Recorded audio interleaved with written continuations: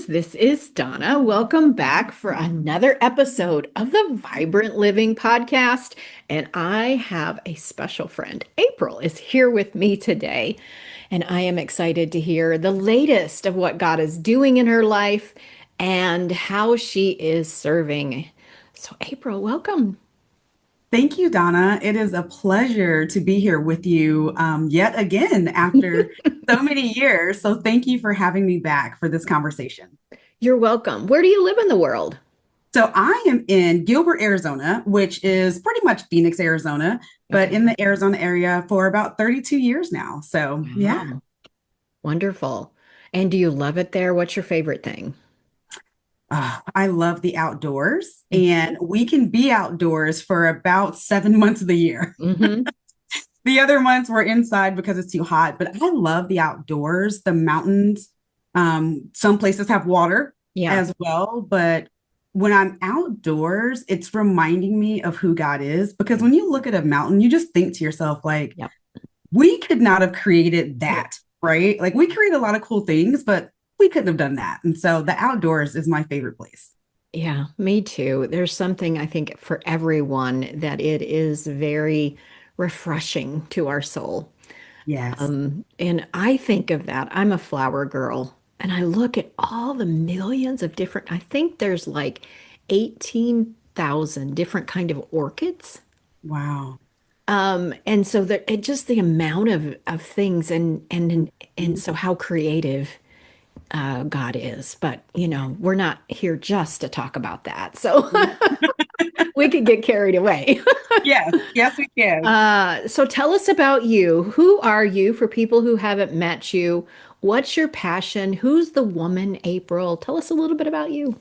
Yeah. So my passion is really helping people to have better relationships, Hmm. right? So my title, relationship coach. And when we think about relationship coaches, we tend to move towards romantic relationships. And that's what some of us do, right? But my passion, the journey that I'm on, is really helping people to have better relationships in love, life, and work. And Hmm. really starting with yourself. And so that is something that I have kind of been on my own journey for a while that I'm just enjoying is this great relationship that I have with myself, that I have with God, but really understanding who I am. I'm a mom to a 17-year-old daughter, which is mind blowing because 2 months ago she was like 5 years old. Hmm. Um, and we're on this journey together with her being a senior, and that's really exciting. But I'm just someone who really appreciates life, Donna. Yeah. I appreciate where I am, all the hills, all the valleys, all the things. But I just appreciate life. Yeah.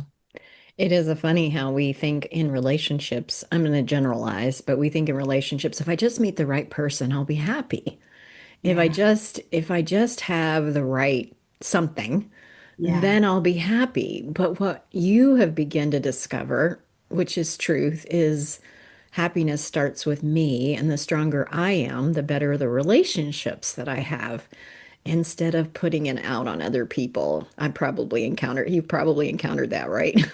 yes, absolutely. And that is across the board, whether it's romantic Yep, relationships, absolutely. work relationships, platonic family.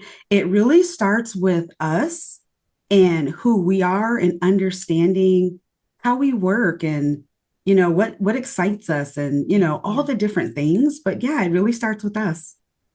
Yeah, I was talking with a woman yesterday, and she said that she had started to date after a divorce, Mhm. and she dated somebody else, of course, that was in the same place, still hurt, still angry, still all the things. And she's like, this isn't going to work. I have got to get me better. And now she's married someone, now that she's strong and things are amazing. And it's just the difference of the timing of the desperation dating. Yes.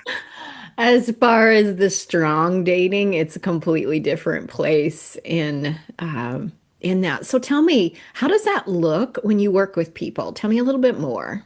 Yeah. So, particularly with someone who is what I call healing after heartbreak. So, that could be someone who's gone through a divorce, someone who has just gone through a really bad breakup, and in some cases, someone who has lost a spouse.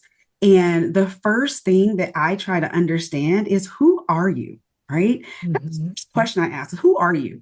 And we all know that when someone says, tell me about yourself, we all cringe, right? Like, oh no, nothing comes to mind and all those things. But I ask them things like, what do they like to do? Mhm. What brings them joy? And I'll tell you, so many times in the beginning, Donna, the answer is, I don't know. Yes, Right? absolutely. Because we've walked through life with kind of different labels, right? Whether it is father, son, mother, wife, husband, whatever that may have looked like. And I like to get back to the person, right? And Mhm. figure out who you are now. And that's the first thing we start with, is this journey of self-discovery. Mhm. Who are you now? Because if we don't know who we are now, we don't know where we want to be, right? We've got to have a starting point. And so it's really this journey of just self-discovery.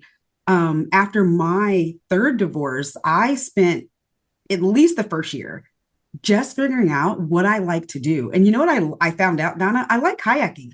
Mhm. Something I wouldn't have tried, but I literally just made this list of things that could be fun and tried them to figure out who I was. So it's really self-discovery. Yeah.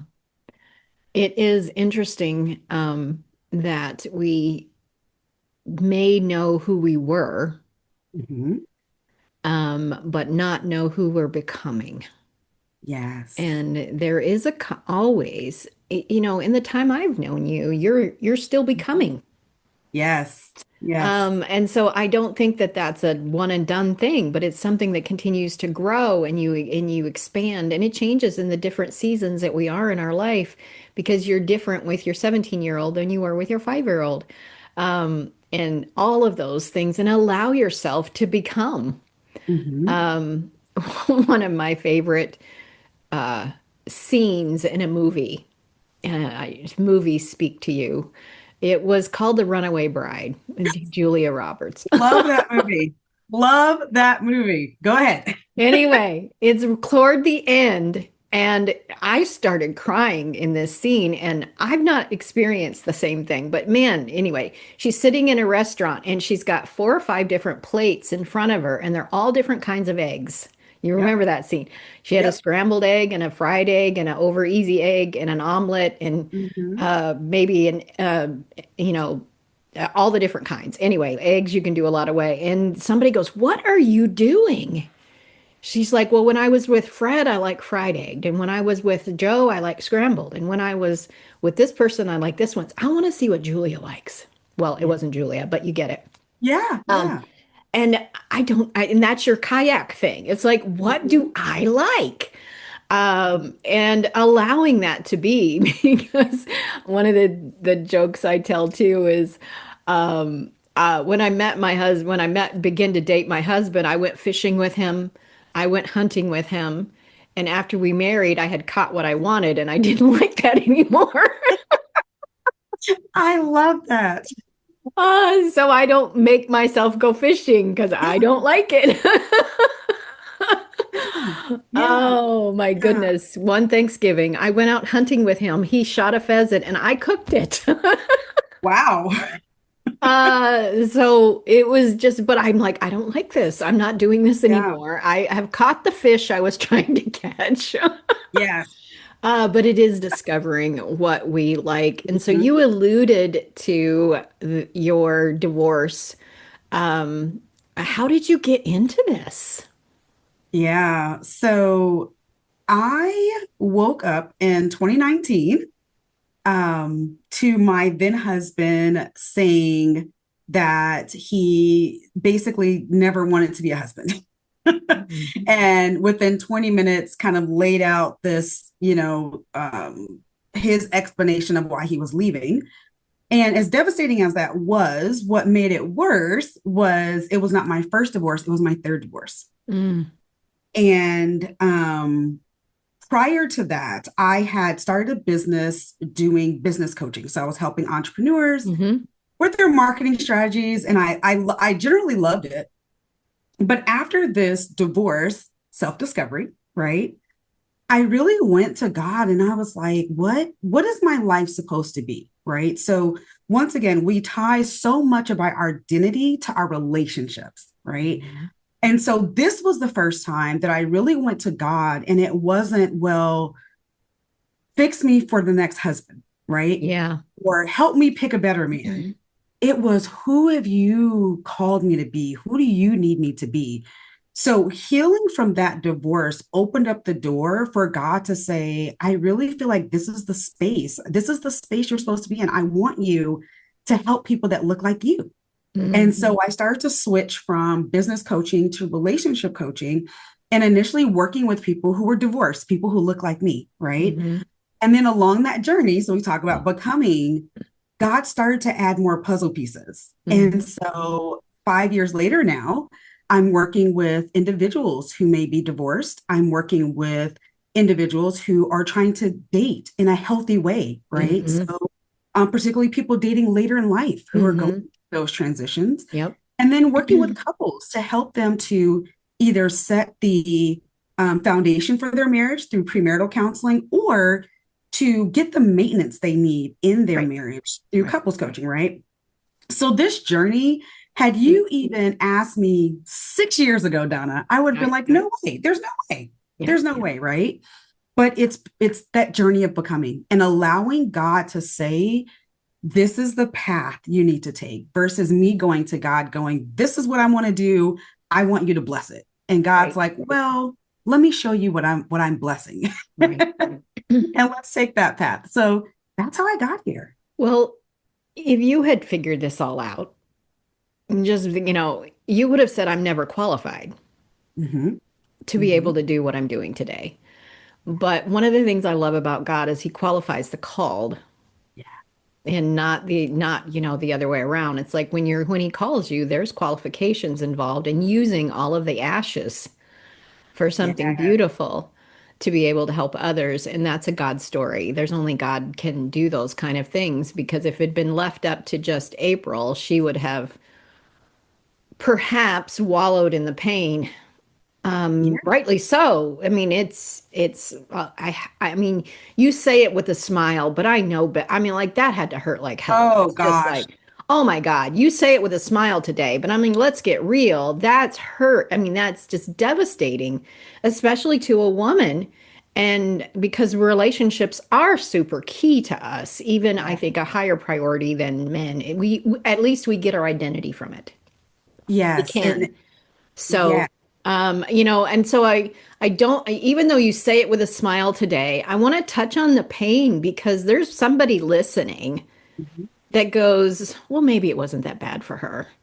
Mm. Maybe it wasn't a big deal. She seems to be saying it so easily that that was the case, and I know different. But I want you to speak to that person, male or female, for whatever reason they're hurting and they don't feel like they're worth it or they deserve it or whatever exactly along those lines they're thinking, what would you say to that person? Yeah. So the first thing I would say is give yourself some grace. Um, During that season, that was one of the darkest seasons of my life. Yeah. And to make matters worse, I, at the time of my third divorce, was working at a church. I was the person that Mhm. prayed for you in the prayer line, for your marriage and your life and all these things. And here I am going through a third divorce. And on top of that, God said, I want you to tell your story. So I'm Mhm. like, wait a minute. I'm already feeling like a failure. Right. I'm depressed. I'm ashamed. I'm all the things. Right. And now you want me to tell the world this? Are you kidding me? What? But it was in that darkest time. And there was a moment where I went to God and I said, look, either you take control of my life or I'm taking my life. Because I had Yeah. gotten divorced every 10 years since I was 21 and I was 41 at the time. And I was just like, God, I'm done. Like, Yeah. I can't get this right. I'm done. And in that moment, it was almost like I heard God talking to a kid when he says, are you done now? Have you had Mhm. now? Like, are you done doing it your way? And I'm like, Mhm. all right, I guess so, right? Like, I'm done. But it was in that season of rock bottom, of having nothing else, that I finally surrendered to God and just said, your will be done. Yeah. I didn't know what that was going to look like. I didn't know what the journey was going to look like. But if you're listening and you were in that dark space, surrender. Yeah. That is surrender. And it's scary. I equate it to, so when I was a kid, I wanted to be Indiana Jones. Mm. Like, that was my aspiration. Thought he was so cool. And there's a movie where he's got to cross like this cavern, and he's told to cross it, Hmm. but he doesn't see anything. There's Hmm. a bridge, and he's I like, what remember the do you scene. need, right?